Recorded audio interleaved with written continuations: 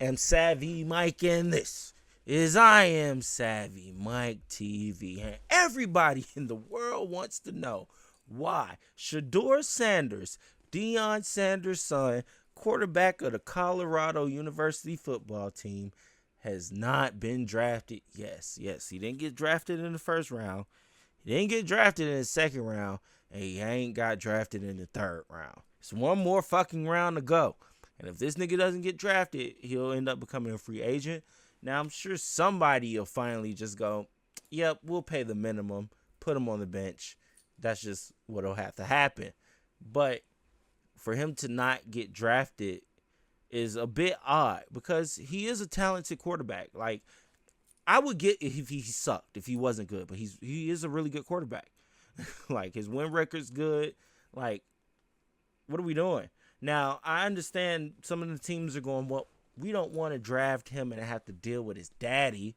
Like, I think that's what it is. The GMs are like, I don't want to draft this fucker, and then his dad comes into the organization and he takes my job because he's his daddy and he knows what's right for his son and who needs to be around him and blah, blah. And I'm like, I think niggas are trying to protect their jobs right now. Like, there's a lot of politics going on for sure as to why he hasn't gotten drafted. But outside of that, we have Skip Bayless going off on the NFL and everybody that hasn't drafted him for not drafting him. And saying the NFL should be ashamed of itself. Let's listen. I am worn out from watching the first 3 rounds of the NFL draft. Pick after pick after pick, starting with the second overall pick. I was on the edge of my seat waiting for his name to be called because he is him. He is he. He is it. He should have gone first overall. And the NFL should be ashamed of itself for what it has now done over 3 rounds of the draft to Shedeur Sanders. I'm worn out because I'm so sickened and I'm so saddened over what this league just did to this kid and in turn to his father. I've been doing this for a long time. You can look at my track record on the draft. I'm pretty good, especially at the quarterbacks, at picking the quarterbacks. I would have taken Shedeur Sanders first overall, and I dug in on this before the college football season even started. I would have taken him second overall if I were the Cleveland Browns. I definitely would have taken him third overall if I were the New York Football Giants.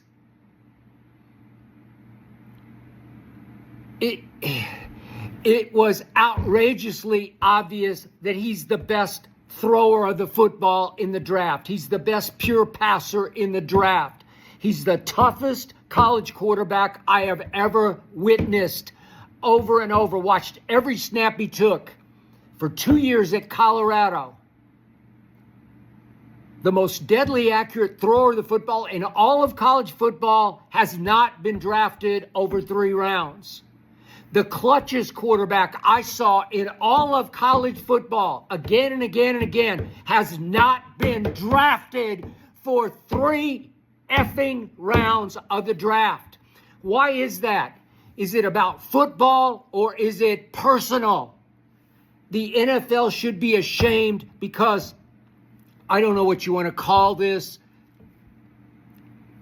Shedeur and his father got blackballed, or if you want to call it whiteballed, call it whiteballed. Whatever it was, they got balled out. They got voted out. It's like a secret memo was distributed. Don't take him. Yo. A nigga getting whiteballed? He got whiteballed. He sure did, Skip. They got his ass. We got him. He got whiteballed. He said, fuck you and your daddy. That's what Roger Goodell and them saying right now. Fuck you and your daddy. Like that's what I be saying to Abby in The Last of Us Part 2. Fuck you, ain't your daddy. That's what Joel should have said to her. That's what Joel should have said to Abby in The Last of Us Part 2. He should have said, "Fuck you and your daddy." So that's what the NFL is saying to Shedeur and Dion right now. That's fucked up. White ball, just crazy. I'm sorry. I had to stop it. I had to reflect on that. What the fuck? Nigga got white balled. Let's teach him a lesson. Let's teach Dion a lesson. You can't act like that. It's got to be personal because it cannot be about football. If we're just doing football, and my friend Mel Kiper has been doing this almost as long as I have. If we're doing football, Mel Kiper, who's no fool, had Shedeur Sanders ranked 5th overall on his big board, one notch ahead of Cam Ward. I had him first. So if it's not football, what is it? Are there racial undertones here? Racist undertones? You be the judge. Racism is so hard to sort of grasp and prove, but it just stinks. It smells of racist undertones, of too many white people in charge in this league who just roll their eyes at both father and son at Colorado. I think it's personal because I think they said, we're going to teach Dion a lesson because you can't have a DJ in the locker room before games and at halftime. I think they said, let's teach the father a lesson that you can't let the kid make $3 million a year in college football and drive 3 or 4 different exotic cars and drape himself with all kinds of NFL-style high-pick jewelry, superstar jewelry. You can't let him tap his watch. It's my time. Hey, I'm here to tell you, none of that matters.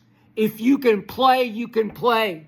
Neon Dion was as brash and arrogant as you could get.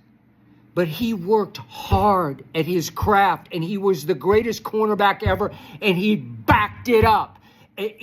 Nobody ever backed up brash and arrogant more than Deion Sanders backed it up. On the football field, on the baseball field at the highest level, on the track and field at the highest level. Greatest athlete I ever saw was Deion Sanders. Deion is not a detriment to his son. He is an all-time positive. Greatness flows through this kid's veins. He's it. He's a winner. He's a leader. If you spend any time around, he's really a good young man. I don't understand any of this. He didn't interview. Is he confident? Yeah. Is he cocky? I don't know. How do you, where's that fine line between confident and cocky? Can he back it up? You better believe he can back it up. He was raised around greatness, and he will step onto an NFL field wherever he goes, wherever it is. He's going to go somewhere. Somebody's going to give him some shot.